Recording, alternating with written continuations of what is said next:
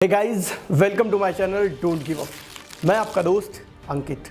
दोस्तों, हमारी ज़िंदगी में कई बार जब हम कोई नया काम शुरू करने जाते हैं तो हमें रोक दिया जाता है, क्योंकि हम ऐसे लोगों के सामने अपने सपनों को रखते हैं जिनको आपके सपने से कोई लेना देना नहीं होता। अरे सपना तूने देखा है, तुझे पूरा करना है, एफर्ट्स तुझे लेने हैं, तो फिर तू किसी और से क्यों पूछता है कि मैं ये करूं, मैं ये करूं?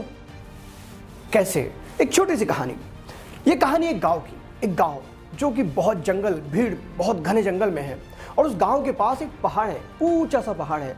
और गांव के लोग बताते हैं कि इस पहाड़ पे कोई चढ़ता नहीं, क्योंकि इस पहाड़ पे जो भी गया है वापस नहीं आया है। और ये बात सारे गांव के लोगों को पता होती है। गांव के बुजुर्ग लोग उस पहाड़ी पे ना किसी को जाने देते, ना खुद जाते, और कोई भी नया व्यक्ति अगर वहां जाने की बात करता तो गांव के लोग उसे रोक देते। अब गांव के बच्चे परेशान थे ये बात सुन सुनकर कि ऐसा क्या है उस पहाड़ी पर जो हमारे बुजुर्ग हमें मना करते हैं। और उनकी क्यूरियोसिटी ने एक दिन उन्हें जमा कर ही दिया। गांव के कुछ लड़के जमा हुए और उन्होंने डिसाइड किया कि हम उस पहाड़ी पर जाएंगे, और उन्होंने एक प्रतियोगिता का आयोजन कर डाला। पर्चे छपे, पर्चे में लिखा गया जो टेकड़ी पर जाएगा उसे इतना बड़ा इनाम दिया जाएगा। अब बहुत सारे लड़के जमा हो गए कि हमें टेकड़ी पे जाना है, और फिर गांव के लोग वहां जमा हो गए। अरे तुमको करना ही तो कुछ और करो, तुमको अपना कर्तृत्व दिखाना है तो ऐसी इस काम के लिए बहुत सारी चीजें हैं, तुम क्यों उस पहाड़ी के चक्कर में पड़ रहे हो? अरे हम आप तुम्हारे एक टूर्नामेंट का आयोजन कर देते हैं, हम तुम्हारे लिए क्रिकेट का आयोजन कर देते हैं। लेकिन वो युवा कुछ मानने के लिए तैयार नहीं थे। उन्होंने तो निश्चित कर लिया था कि हमको उस पहाड़ी पर जाना है, और इस बात के लिए तैयार होते हैं 8 लोग। और ये 8 लोग वहाँ पहाड़ी के नीचे खड़े हो जाते हैं कि अब प्रतियोगिता शुरू होने वाली है। और फिर वो बुजुर्ग लोग भी वहाँ पहुँच जाते हैं, और वो 8 लोगों को समझा समझा कर कहते हैं, अरे मत जाओ, मूर्ख हो तुम लोग, मर जाओगे, वहाँ जाओगे तो वहाँ से कोई वापस नहीं आया है। और जब ये सारी बातें वो 8 में से 2 लोग जब सारी बातें वो 8 लोग सुनते रहते हैं तो उसमें से 2 हाँ सही बात है, वो अलग हो जाते हैं। अब बचे 6 लोग, और वो 6 लोग ऊपर जाने की तैयारी में लग जाते हैं। और वो 6 लोग, प्रतियोगिता शुरू होती है, सीटी बजती है, और 6 लोग सपासप पहाड़ी पर चढ़ने लगते हैं। अभी कुछ दूर चले ही थे कि उसमें से एक धड़कन नीचे गिरता है, और उसको नीचे गिरने के बाद दूसरा उसके तरफ दौड़ता है, उठाने के लिए, बोलता है क्या हुआ? तो बोलता है पता नहीं, इसके पहले मेरे साथ ऐसा कभी कुछ नहीं हुआ, मुझे ऐसा लग रहा है कि मुझे नीचे से किसी ने खींच लिया है, मुझे नहीं जाना रे बाबा। और वो जो उसको उठाने आता है वो बोलता है अब तू नहीं आ रहा है तो मैं भी नहीं जाता। इस प्रकार वो 2 लोग भी उन लोगों को छोड़ देते हैं, और बचे 4 लोग।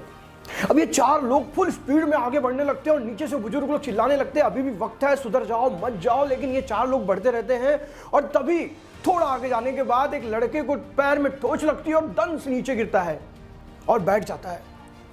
उसके पास वाला लड़का उसके पास जाता है और कहता है क्या हुआ?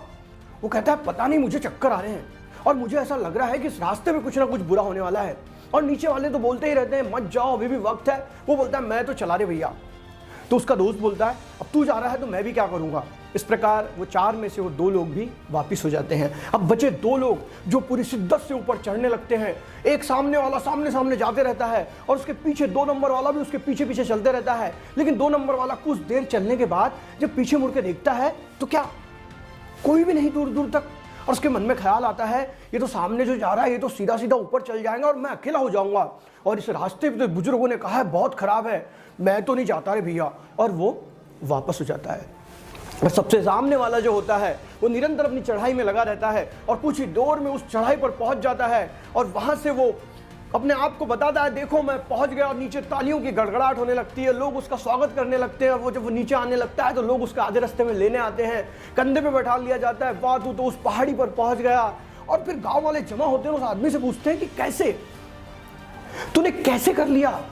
तेरे को तो हम इतना समझा रहे थे वहां मत जा, वहां पे कोई नहीं गया है, रास्ता खराब है, तू मर जाएगा, तो भी तूने कैसे कर लिया? उस गांव वाले उस आदमी को पूछ रहे थे, लेकिन वो मौन खड़ा था। और तभी वहां एक बुजुर्ग व्यक्ति आते हैं और कहते हैं क्या इससे पूछ रहे हो, ये तो बहरा है। दोस्तों, उस बंदे ने कभी उन लोगों की बात सुनी ही नहीं। वो तो सिर्फ कर रहा था क्योंकि उसे करना था, क्योंकि उसको ये बताने वाला कोई नहीं था कि तू ये कर नहीं सकता, और वो कर गया। दोस्तों, हमारी जिंदगी में हमें सफल लोगों से ज्यादा असफल लोग ही मिलते हैं, क्योंकि वो अपनी जिंदगी में कभी कुछ करते नहीं, ना तुम्हें करने देते हैं। और हम भी अपने सपनों को बुनने के बाद सबसे पहले उन्हीं लोगों के पास जाते हैं और कहते हैं कि मुझे ये करना है। दोस्तों, अपने सपनों को कभी किसी को मत बताओ, क्योंकि वो आपके सपनों को नजर भी लगा सकते हैं।